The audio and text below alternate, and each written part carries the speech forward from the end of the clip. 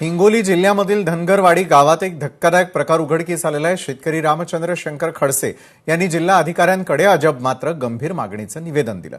शेतातील विहीर चोरीला गेली आहे, ती शोधून द्या अशी मागणी त्यांनी केली आणि या तक्रारीवरून विहिरींच्या नावे अनुदान लाटण्याचा प्रकार समोर येतोय।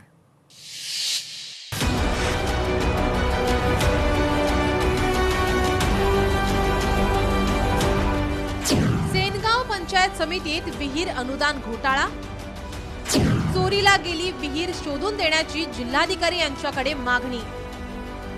शेतात विहीर नाही पण प्रशासनाने अनुदान लाटले।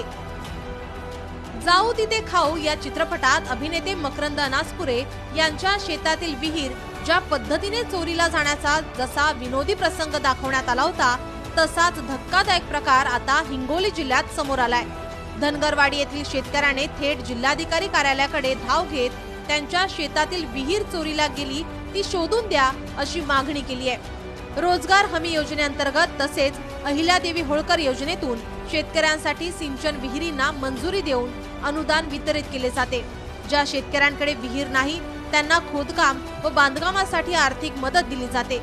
मात्र रामचंद्र खडसे यांच्या शेतात प्रत्यक्षात साधा खड्डाही खोदण्यात आलेला नाही, तरीही कागदोपत्री विहीर पूर्ण झाल्याचे दाखवून अनुदानाची रक्कम परस्पर काढण्यात आल्याचा गंभीर आरोप त्यांनी जिल्हाधिकारी यांच्याकडे केला आहे। सर्व मार्कुट नेऊन सर्व पैसे उचलून खाल्ले नंतर मग तुमची विहीर होत नाही।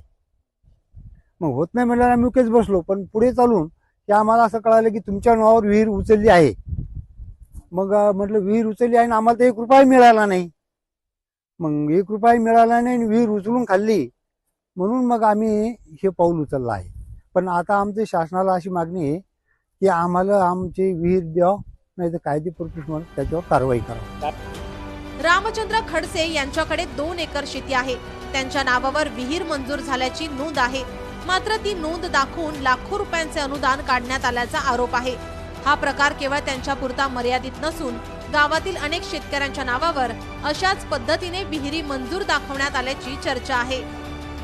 आम्हाला शासनाचा 1 रुपयाचा लाभ मिळालेला नाही।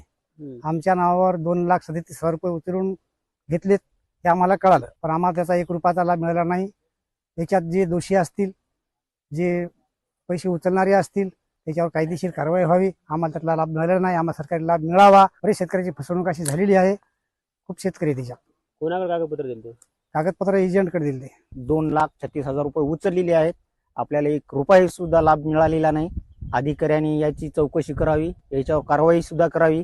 मी स्वतःच्या पैशानं खंदून बांधून काढले, पण आपल्याला 1 रुपयाचाही लाभ मिळाला नाही। सेनगाव पंचायत समिती अंतर्गत सिंचन विहीर अनुदानात मोठ्या प्रमाणात गैरव्यवहार झाल्याचा संशय व्यक्त केला जात आहे।